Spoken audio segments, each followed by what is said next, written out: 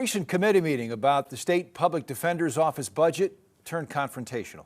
David Spears, who was convicted and served time for his role in the rape and murder of 9-year-old Rowan Ford, has been working for the public defender's office in West Plains. Ozark's first Parker Paget poured through the meeting and letters filed by lawmakers and even spoke to some on that committee. Parker? Yeah, State Representative Stephanie Hine says budget for the Public Defender's Office is close to $90 million for the 2026 year. And it's clear many will vote no on the millions of dollars if Spears continues to be employed. I spoke to a Missouri House member who says Spears should not work for the state in any capacity.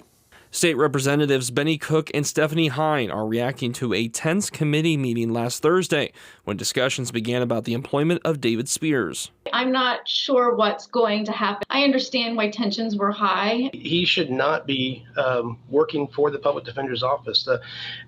I feel sorry for the family involved here. This is a terrible situation and should have never happened. Spears has been working in West Plains for the state public defender's office.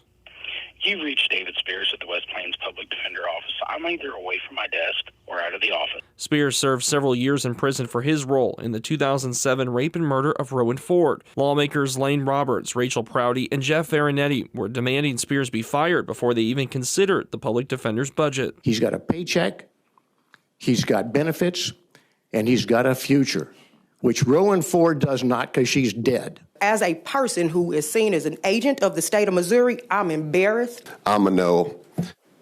I'm not interested in even hearing it until this is addressed. Thank you. The head of the state public defender office, Mary Fox, responded to some of that criticism. In my mind, when a person has completed their sentence, employing them, making certain that they are becoming taxpayers, that they are gainfully employed, is a positive, not a negative. Local legislators are keeping tabs on the situation. If he wants to go get a job elsewhere that's not funded by taxpayer dollars, that's totally up to him. But I feel that he should not be employed by the state of Missouri. My hope is we get to some type of reconciliation that is agreeable to those representatives and the public defender's office.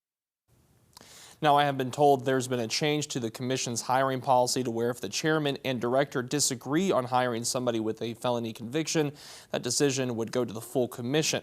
I reached out to the state public defender's office as well as the West Plains office for comment and confirmation of Spears' employment, but have not heard back at this time. All right, Parker Paget reporting tonight.